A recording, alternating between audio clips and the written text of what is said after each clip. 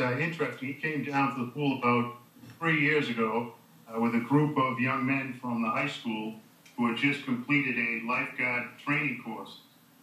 He was with a group of about 6 of them. I interviewed them. They seemed like nice young men. I hired Djohar. He's worked at the pool for over 2 years, always on time. He got along well with the other students there, and he worked well with those that were on staff with him. It's very shocking, and my heart goes out to the families of those who have been injured by this individual. And I must ask you the question lots of people are speculating about. Was he an overtly religious young man? Absolutely not. He never prayed while he was at work. I never spoke much about Islam.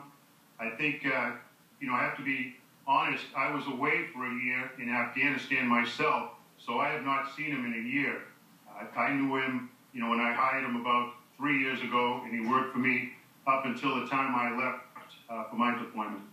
Did he show any signs of feeling a hostility towards America or towards Americans? None that he expressed to me. The only thing, he was a little bit quiet, and you had to draw him out when you asked him any questions, just simple questions like, how you doing, Djohar, how's school going? He would answer, he'd be very friendly. He got along well with the other students that were in his class from Cambridge Ringe and Latin.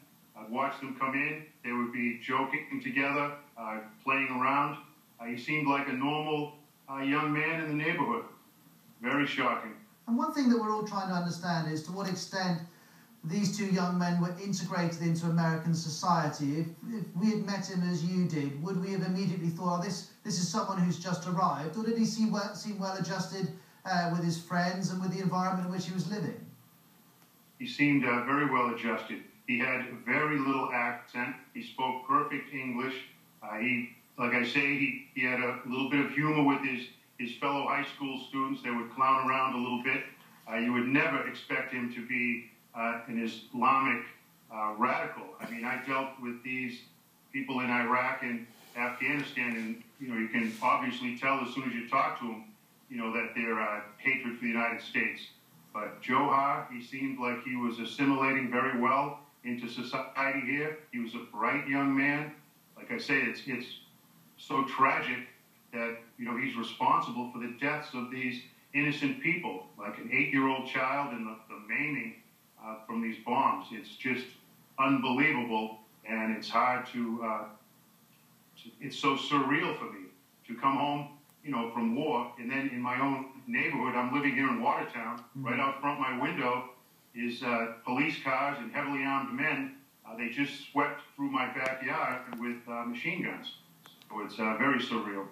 Well, George, help us, because most of us aren't in Watertown. Just look out your window and describe what you can see and what you have been seeing. Well, if I look out now in the front, there's a couple of state police cruisers, and like I say, men in combat fatigues have been combing the backyards, looking into the garages behind all the buildings, sweeping down the street. Cars are racing up and down the main boulevard here from one end of town to another. So I think it's very hectic and very confusing at this time. Well, George, we appreciate you sharing with us your insights. Thank you very much indeed. That's George McMasters, who hired the 19-year-old Djohar Tsarnaev as a lifeguard at Harvard University. Thank you.